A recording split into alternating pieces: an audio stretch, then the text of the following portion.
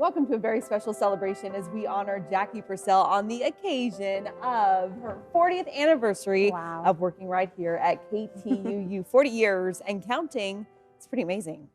I know. I don't know where all the time went. It's not something you really think about until suddenly, yeah, it hits 40 years working in the same company, mostly in the same job. It's really impressive. And now that you've been in those 40 years, you've, of course, seen a lot, you've done a lot, you've been a part of this community the entire time.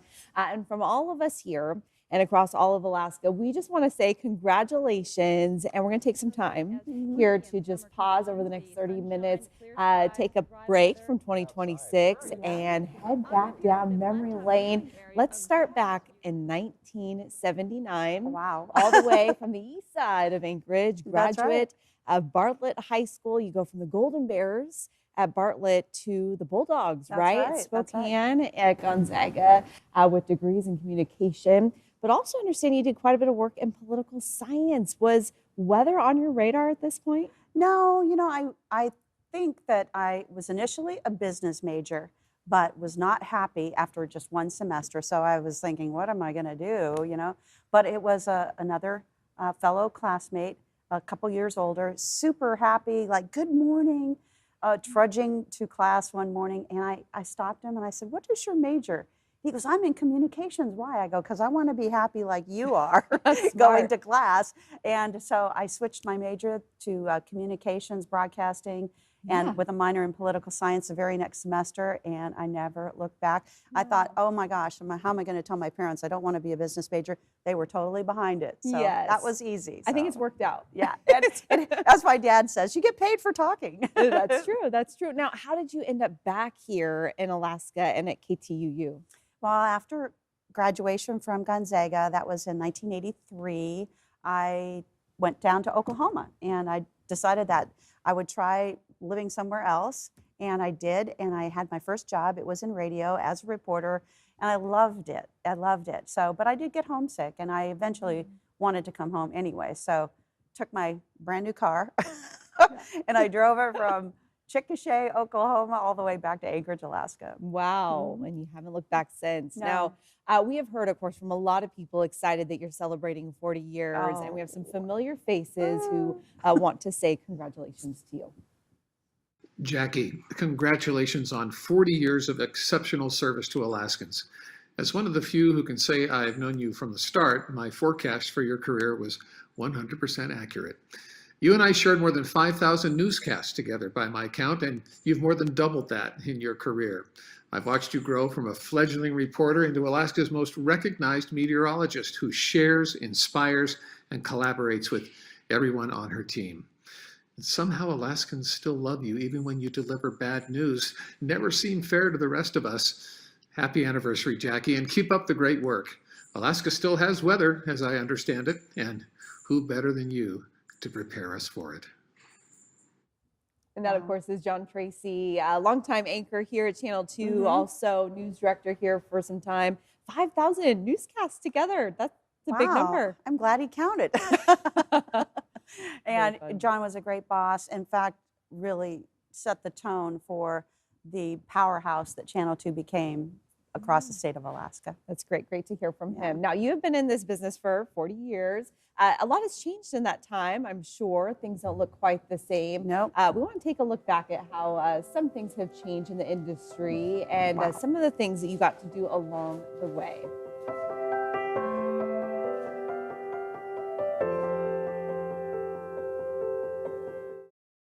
Hey, Jackie, Governor Dunleavy, congratulations, 40 years. That is quite an accomplishment.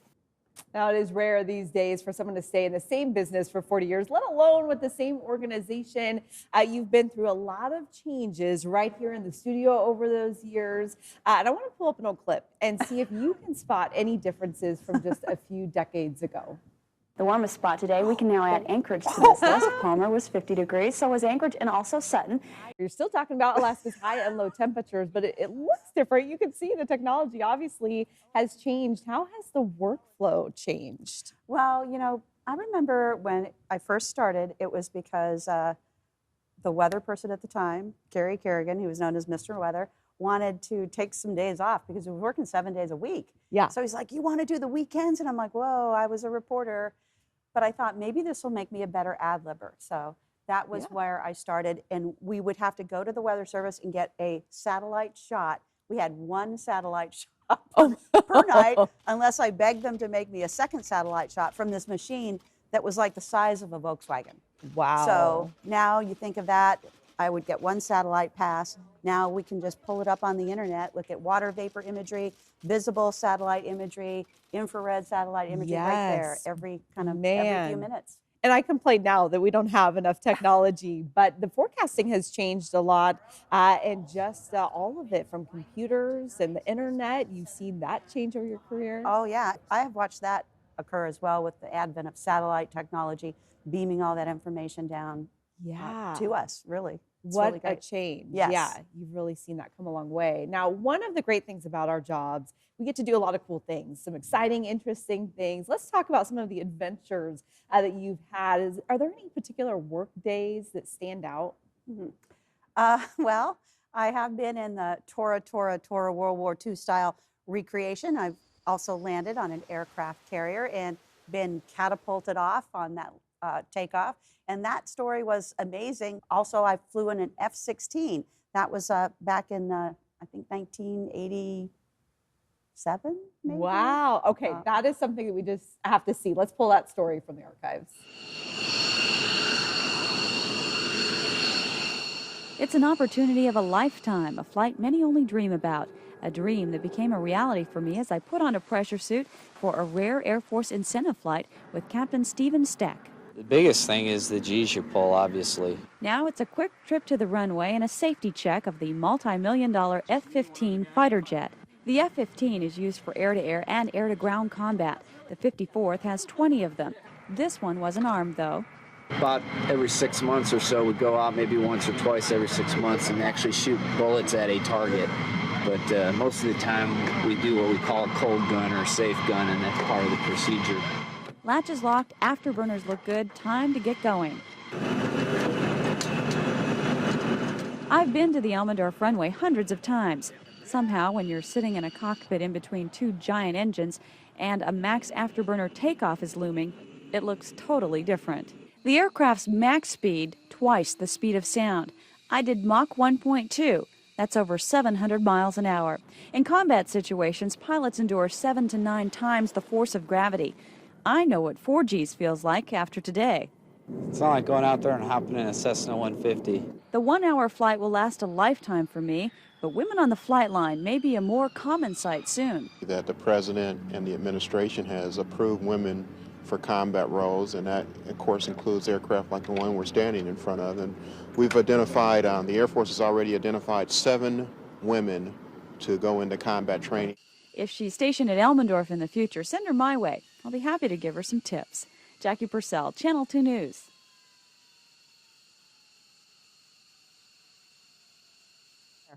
Wow. Okay, so many things to unpack there. But first of all, who was the photographer on that? I hear that was someone you know. Yes, his name is Danny Pearson, and we were coworkers, but he became my husband. Yes. Wow. Yeah. Love, found right here at Channel 2. Yes. And then that was an interesting comment about women becoming combat pilots one day. We've seen that come around. And I love the fact that it's not uncommon anymore, so go ladies out there.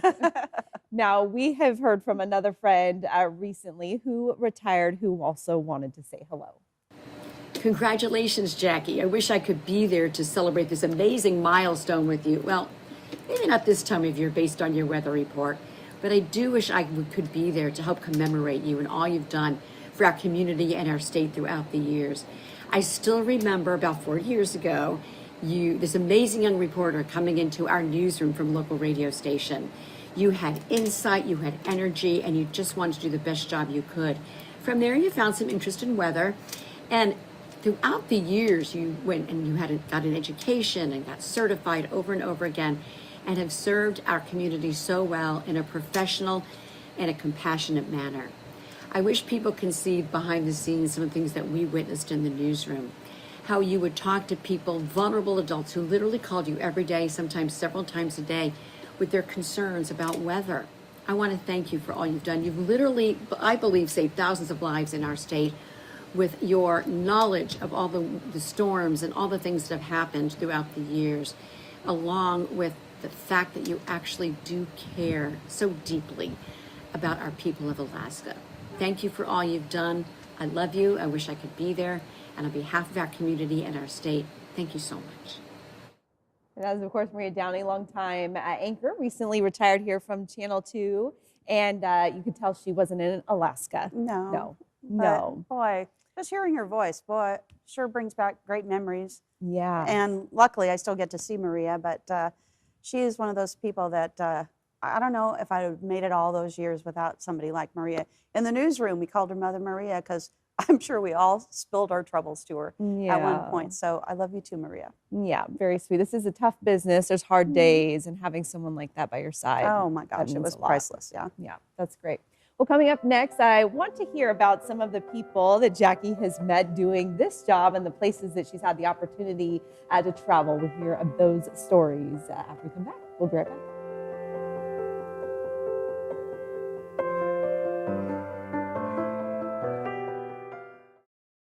And good evening, Alaska. Can you believe the honor we have welcoming Al Roker to the state of Alaska? Because, hey, Alaska loves Al Roker. It's the first two letters of our state's name. Well, thank you so much for being here. Thanks for having me, Jackie. This is great. And, I know.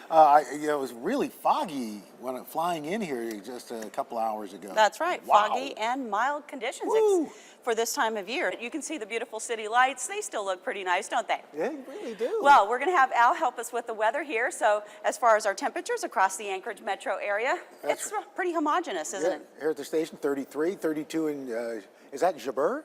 J-Bear. J-Bear. Joint Base Elmendorf Richardson. Ah, all right. They've been combining their forces I was going to say, it kind of sounds almost like a rapper. J-Bur. Hey, Jackie Purcell, happy 40th anniversary there at KTUU. I remember when we met, we did the weather back together, gosh, now what, 11 years ago? 4 decades of delivering the forecast and the news to Alaskans is quite the accomplishment. So, Jackie, congratulations. Way to go. Wow. That is, of course, Al Roker, weather host for the Today Show. And a lot of people are excited if they ever get the chance to meet Al Roker. I think he was excited to meet you. Well, that was very exciting that we were able to host Al Roker when he was doing like 50 states in 50 days, something like that. Roker-thon, that's right, it was. Yeah. Yeah, and we get the opportunity to meet some interesting people that come through the newsroom once in a while. And you've seen Al Roker there over the years, but I'm sure you've met some other celebrities right along the way. Any interesting people? Oh, yes, yes, yes, yes. In the world of broadcasting, I'd say one of the most exciting person I met was Walter Cronkite. Wow. Yes, oh my gosh. Oh, look at And that's his wife, Betsy, at the time. This was at an Alaska Broadcasters Association banquet, and he was the guest speaker at the behest of Augie Hebert. Apparently they were acquainted, and so Augie asked him to come up, be our guest speaker. And I have to tell you, behind this photo, I was standing in line at another location with former Governor Tony Knowles at the time. Oh, wow. And I said, what's that other line? He goes, oh, that's to meet and greet with Walter Cronkite. I'm like, excuse me, Governor. Sorry, I have to go and get in that line. That's great. Yes. Man, so Walter Cronkite. Any other sort of dignitaries or people Yes. come through? Dignitaries, that's a good word, because Margaret Thatcher. I Oh. remember, I was a very young reporter with a perm, Look at and that was so amazing because we got to interview her. That was as we were walking out the doors, and we were just chatting about skiing and the landscape. She was on her way to what we call the G7 summit, Yeah. which is now like the G20, Mhm. but back then it was only 7 nations. And I'll tell you what, Melissa, there was a true air of power around her. Interesting. She was engaging. She was, you could just tell why she was Yeah. the prime minister. Okay. Yeah, she was a very polite lady as well. So I was really impressed with Margaret Thatcher back then. You show up to work and you never know what's going to come, I right? know. They're like, you're going out to the airport and you're possibly interviewing Margaret Thatcher. And I'm like, what a day. Okay, yeah, sounds good. Now, looking back over the past 40 years, what would you say has been your favorite thing about the job? I would say the people. Okay. That's the people. And one story I was very proud to be part of was Operation Santa Claus when we went out to Kotlik. Slow down, slow down. 'Twas about a month before Christmas, and winging its way is an Air Guard C-130 serving as Santa's sleigh. We love it. It's definitely one of the highlights of the year. A lot of guys. It's pretty competitive to get one of these trips. It's only 3 or 4 per year. The children of Kotlik do not have a clue that Santa has the backing of a highly trained crew. We've climbed to an altitude of 22,000 feet en route to Kotlik at an airspeed of 300 knots. On final approach to the tiny delta town, the Hercules then smoothly touches the ground. Out come all the visitors, the presents, the food. You just know this will put people in a very good mood. And it's all done with the help of some great volunteers. They do it all just to deliver some holiday cheer. The children were studying, all snug, back at school, when the VHF radio crackled with a message that was so cool. I announced it on the VHF radio, and I let everyone know there was a C-130 coming in, that we needed help to haul everyone to the school, and that's how everybody found out. The school gym fills up with Kotliks young and old. They sing and they dance, staying out of the cold. Then the waiting is over. Santa's coming this way, and he brought Mrs. Claus with him today. Some kids fret, most are happy, and some need a lift. But they all go away with a smile and a gift. They couldn't wait to see Santa, and you guys too, and you're here. Playing with toys and a treat of ice cream make this school day seem like a dream. For a lot of these people in the village, as you saw with the kids going through and the elders going through, for a lot of these people, it's the first time they've ever had a Sunday. The holiday tunes come from a spunky old elf. No, wait, that's Mr. Whitekeys himself. It's time to go now. Santa and crew can't dally too late. You can imagine the global delivery problems that could create. Santa's 4-engine sleigh heads back into the sky. A mission complete, no loose ends left untied. As the village of Kotlik disappears from our sight, happy Christmas to all, and to all a good night. Jackie Purcell, Channel 2 News. Wow, and you can see just what a special, time that was for you and for the people, and those smiles really tell that story. I'll tell you what, I never felt more famous than going to a small village, taking so many photos. So that was really neat. There. And I also just have to point out, if you listen to your story there, you may not know Jackie Purcell's quite the poet. Oh. You had some poetry in there. Little rhyming going on there. Yeah, that was fun. Now we're going to go back in time a bit for this next message from one of your very first coworkers here. Ooh. So let me get this straight. You're telling me that Jackie Purcell has been doing weather at KTUU in Anchorage now for 40 years. That's impossible. Because Jackie Purcell is 23 years old, just graduated from Gonzaga, is my weather intern. And in some weird time warp, if she had actually been doing weather for 40 years at K2, that means I've been doing weather more years than I really want to admit to or count. But what I can tell you is that from Prudhoe Bay to Cold Bay, Anchorage to Homer, Ketchikan to Juneau, north to Tok, Jackie, you were one of the most beloved, if not the most beloved person I know of in the state of Alaska. We have mutual friends that when I'm introduced to folks that I don't know up there, I'm introduced as, oh yeah, you're the person that was Jackie Purcell before there was Jackie Purcell. In the meantime, Jackie, congratulations on 40 years at KTUU, and continue on. I'll see you later. And that was Dave Selesky. Oh yeah, chief meteorologist here back in the 80s, right? That's right. Dave had such a great time at work, and people loved Dave. I thought, I want to be like Dave. I want to. Yeah. And then about 5 years later, after David left, I'm like, kind of the new Dave. Yes. Hopefully I'll live up to his reputation. Well, he says he was the first Jackie. That's how it goes. I'm the second Dave. Yeah, very fun. Well, when we come back, we're going to look at some of the fun that you've had out in the field and talk about what's next. Stay with us.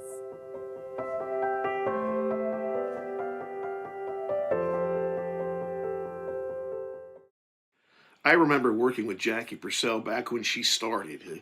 She had the it factor. Everybody loved her. And I remember one day I walked into her office. She had a big office because she was a big star. I had an office too. I had to share mine with a broom and a mop. But anyway, I walked into Jackie's office and I said, Miss Purcell, because back then she wouldn't let me call her Jackie because I was just a sports guy. I said, Miss Purcell, what's the secret to getting everybody to love you? And I never will forget her answer. It frankly changed my life. She looked at me and she said, how did you get in here? I thought the door was locked. Sweet Jackie. Congratulations, Ms. Purcell, on 40 years at Channel 2.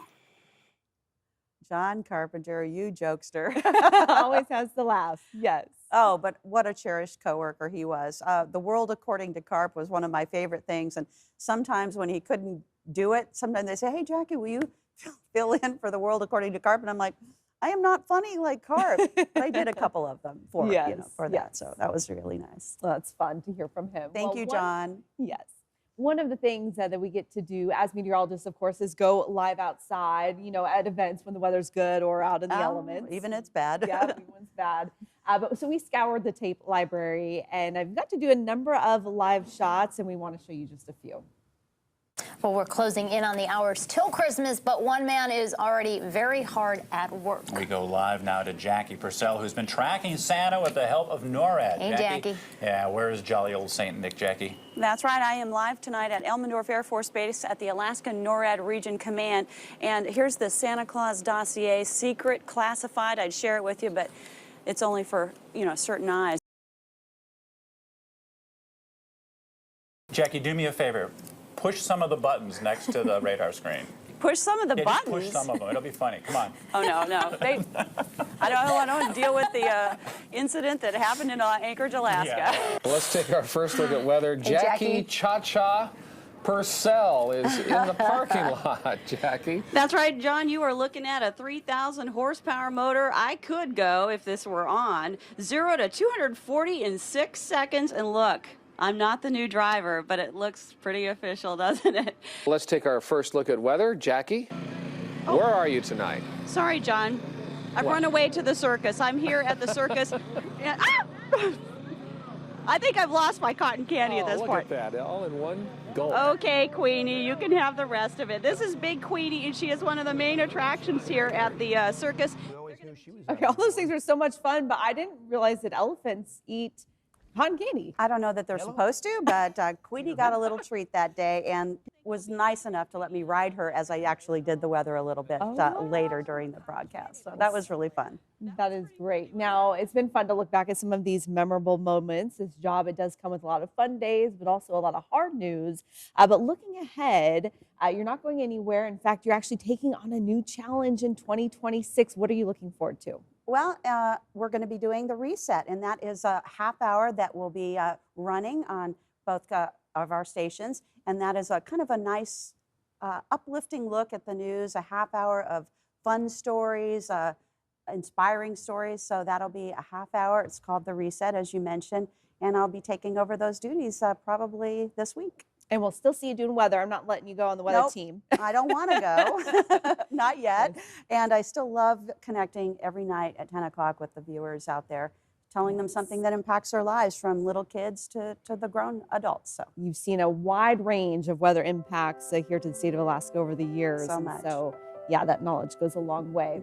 So looking forward to, again, those great stories that you will share on the reset. I just want to say from all of us here at Channel 2, KTUU, from Alaska's news source, the First Alert Weather Team, congratulations on 40 years. That is such an achievement, broadcasting and serving our community. So we are excited we get this chance to celebrate you. Yeah, thank you to Melissa and KTUU. I can't say enough about how much I've enjoyed my time here. So thank you, Alaska, for always tuning in as well.